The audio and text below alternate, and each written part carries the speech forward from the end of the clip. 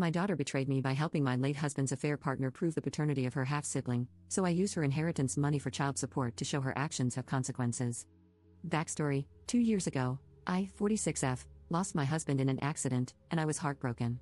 We had 3 children, and I thought we were very happy until his mistress showed up at my door, demanding money to support the child my husband fathered. I didn't believe her, but she was able to prove it with screenshots, messages, etc. The image I had of my husband was forever tainted, and he left me with this mess. Because of my bitterness about the betrayal and my offense at the mistress's lack of remorse and entitlement, I told her she wasn't getting a dime and that she shouldn't have slept with a married man. She kept harassing me, and when that didn't work, she went to my husband's family to put pressure on me to give her what she wanted. She even tried to involve my children, leveraging her silence for money.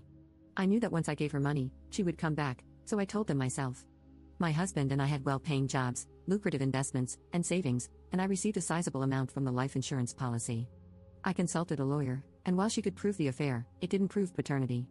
Since my husband wasn't on the birth certificate, and she couldn't produce evidence that my husband acknowledged the child, she had no case. After my lawyer sent her a strongly worded letter, I didn't hear from her for a while and thought it was over, that is, until my oldest, Alex, 19F, came to me and said that she did a DNA test with the mistress behind my back. She said she did it because she wanted to get this resolved. The child deserved to know who their father was, and get the financial support they were owed.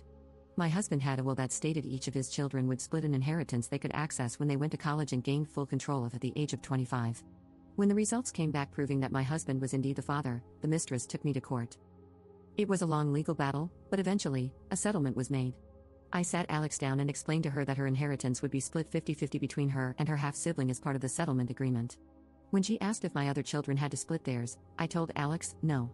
My husband's will stated that it had to be split, but it didn't say it had to be equal, and until each of the children turned 25, I had full control.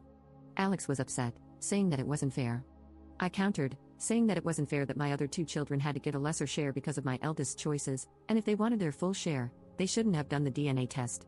There's still plenty of money for Alex to finish college, she just won't have much after that, and I do plan on dividing my own estate equally in my will. Alex knows all of this but is still giving me the cold shoulder. My own siblings think that it wasn't fair and that I'm punishing Alex for doing right by her half-sibling, but I don't see it that way. Edit. Thank you to everyone for your responses, even those calling me the jerk. Based on a few frequent questions, comments, and themes, I feel like I need to clarify some things. My other 2 children are Junior, 17M, and Sam, 14F. The half-sibling is now 5. When my husband drafted the will 10 years ago, he initially named just our children, but a friend of ours had an oops baby, so he changed it to his children in case we had another one. At least, that's what he told me.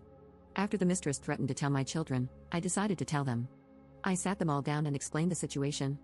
They were understandably devastated and asked if they really had another sibling. I told them that I didn't know and that if the mistress could prove it, she might get some money. I explained that if they wanted to know if they had a sibling or not, we could find out, but I made sure they understood that their inheritance could be affected and that other people might come out claiming the same thing and get more money. Initially, all of my children said they didn't want to deal with that, so I did everything I could to protect them, but I guess Alex had a change of heart. Until the DNA test, I had no reason to believe my husband's mistress was telling the truth and acted accordingly. I kept following my lawyer's advice, and if she wanted the money, the burden of proof was on her. While some of you might think I'm the jerk, please understand that my decision wasn't spiteful. If I really wanted to punish Alex, I would just tell her she wasn't getting any more money since she already used some of it for her first year of college, so the guidelines of the will were technically already met. I still plan on leaving them an equal share of inheritance from my estate too. Update 1.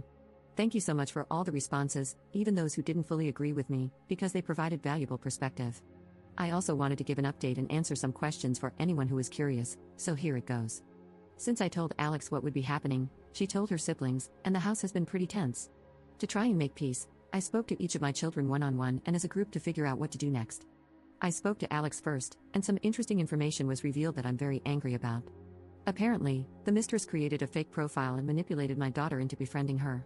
After gaining my daughter's trust, she pretended that she was in a similar situation and said that a DNA test would prove there was no paternity.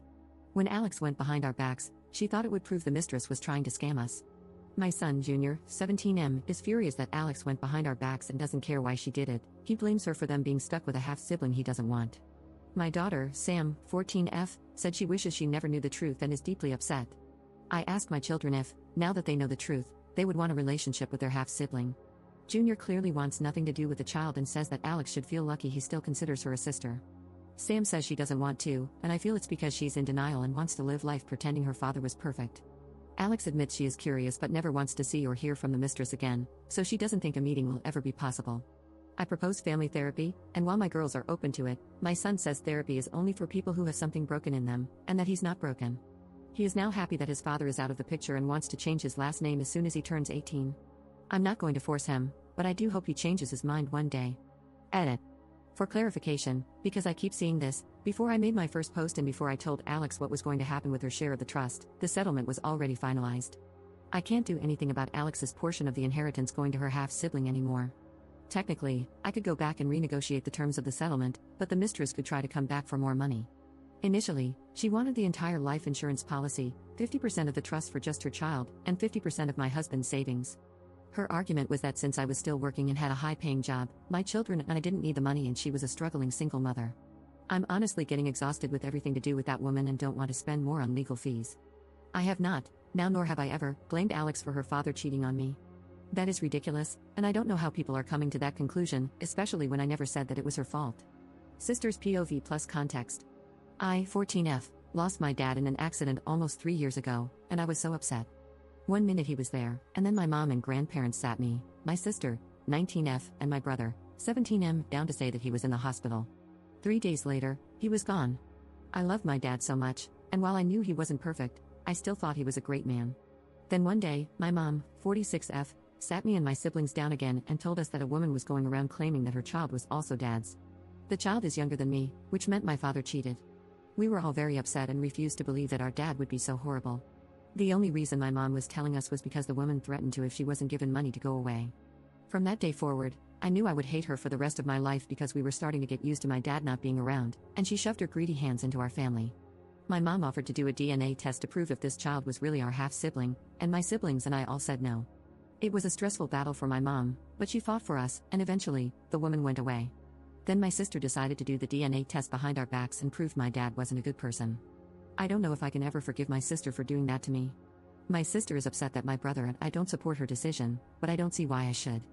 I wanted this woman to go away forever, but now that there's undeniable proof that she had my dad's last child, unless there's another baby out there somewhere, my paternal grandparents want a relationship, and they want me to just accept it and be a big sister.